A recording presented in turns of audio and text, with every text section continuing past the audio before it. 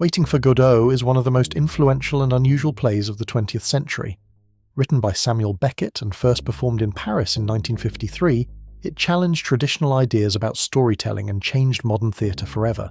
At first, many audiences were confused because very little seems to happen. Two men, Vladimir and Estragon, wait beside a lonely tree for someone named Godot, who never arrives. They talk, argue, joke, and consider leaving, yet remain trapped in the same place. This strange structure became famous through the phrase, "Nothing happens twice." Beckett strips the stage down to almost nothing: a tree, a road, an empty space. This minimalist setting removes distractions and focuses attention on the characters themselves. The emptiness surrounding them reflects their isolation and uncertainty, turning the stage into a metaphor for the human condition. The play belongs to the theatre of the absurd, a movement shaped by the trauma and uncertainty that followed World War II.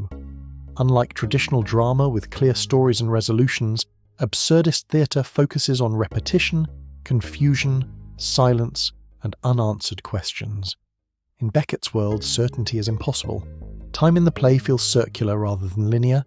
Events repeat themselves, memories fail, and the characters lose track of what happened before.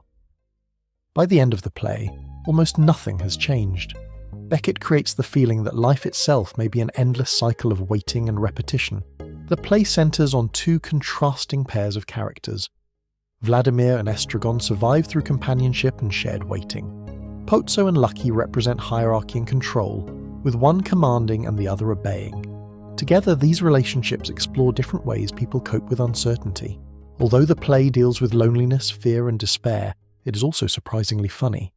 Beckett combines tragedy with clown-like routines, repeated jokes, and physical comedy. Vladimir and Estragon constantly irritate each other, yet humour becomes one of the ways they survive the emptiness around them. At first, Pozzo appears powerful and completely in control of Lucky, but later, their relationship changes dramatically, showing how fragile status and authority can be. Beckett suggests that power offers no real protection against suffering, uncertainty, or the absurd nature of existence. Lucky's famous speech is one of the strangest moments in modern drama. His words pour out in a chaotic stream without structure or clear meaning. The speech begins almost logically, but gradually collapses into confusion. Through this scene, Beckett pushes language itself toward breakdown and failure. Let's listen to an excerpt of Lucky's speech now.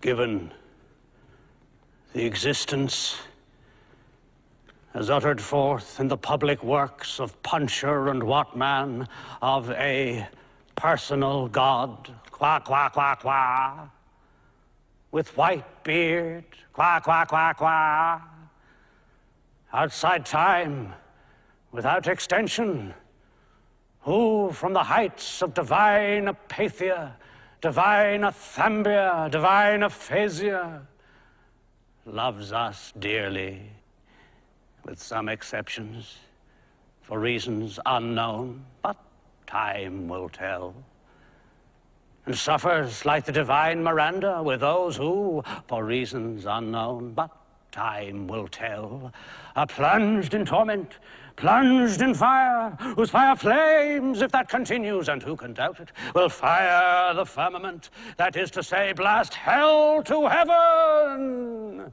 So blue, still, and calm. So calm with a calm which, even though intermittent, is better than nothing, but not so fast.